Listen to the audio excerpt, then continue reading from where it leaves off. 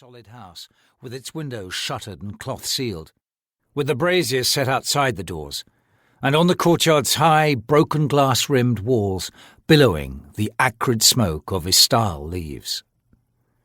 The last day of the season and its thirsting hour had been a time of remote revulsion for her, irritating and inconvenient, but nothing more.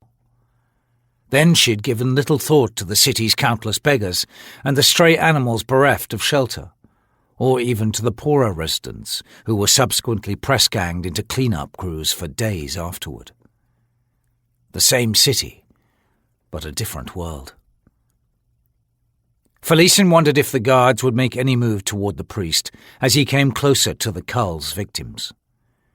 She and the others in the line were the charges of the Empress now, Lacine's responsibility, and the priest's path could be seen as blind and random, the imminent collision one of chance rather than design, although in her bones Felicien knew differently.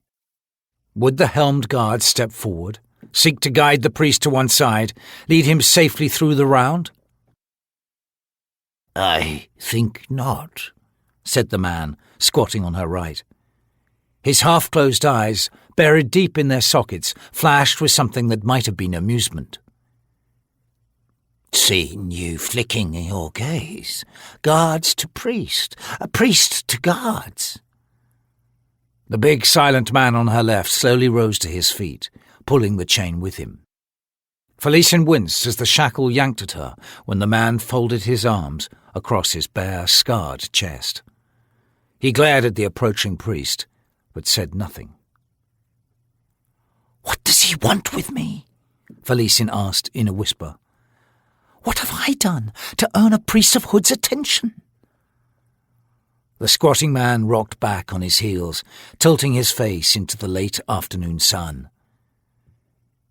"Queen of dreams, is this self-centered youth I hear from those full, sweet lips, or just the usual stance of noble blood around which the universe revolves? Answer me, I pray, fickle queen." Felicien scowled. "I felt better when I thought you were asleep, or dead." "Dead men do not squat, lass. They sprawl. Hood's priest comes not for you, but for me." She faced him then, the chain rattling between them. He looked more of a sunken-eyed toad than a man. He was bald, his face webbed in tattooing, minute, black, square-etched symbols hidden within an overall pattern covering skin like a wrinkled scroll. He was naked but for a ragged loincloth, its dye a faded red. Flies crawled all over him. Reluctant to leave, they danced on, but not, Felicien realized, to Hood's bleak orchestration.